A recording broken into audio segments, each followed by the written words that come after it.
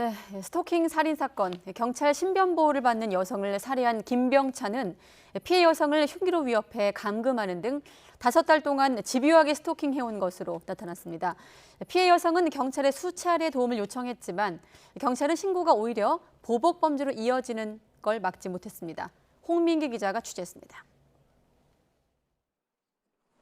스토킹 살인 피의자 김병찬이 서울 남대문 경찰서 유치장을 나와 취재진 앞에 섰습니다. 신상이 공개됐지만 마스크 벗기를 거부했고 살해 동기가 무엇인지 등 질문엔 죄송하다는 말만 되풀이했습니다. 혹시 피해자는 유족분께 하실 말씀 없으세요? 정말 죄송합니다. 장기간 피해자 스토킹한 이유가 뭔가요? 죄송합니다. 경찰은 김병찬에게 스토킹 처벌법 위반, 특수 협박 등 모두 8개 혐의를 적용해 검찰에 넘겼습니다.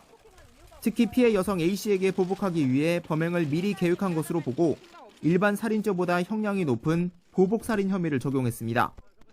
지난 7일 김병찬과 함께 있던 A씨가 경찰에 신고하자 범행 도구나 방법을 검색한 흔적이 휴대전화에서 발견된 겁니다. 이 밖에도 김병찬은 5달 동안 A씨를 집요하게 스토킹한 정황도 드러났습니다.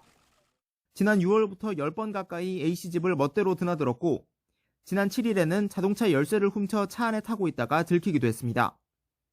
흉기로 A씨를 위협해 집에 감금했을 뿐 아니라 통신 연락을 금지한 법원의 잠정 조치를 어기고 전화를 걸기도 했던 것으로 조사됐습니다.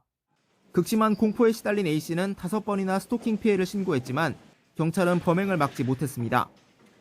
경찰 신고가 오히려 보복범죄로 이어질 때까지 보호 조치가 없었다는 지적이 또다시 나오면서 경찰은 거듭 고개를 숙였습니다. 남구준 경찰청 국가수사본부장은 실질적 분리 조치를 신속하게 하지 못해 안타깝다며 실책을 인정했습니다.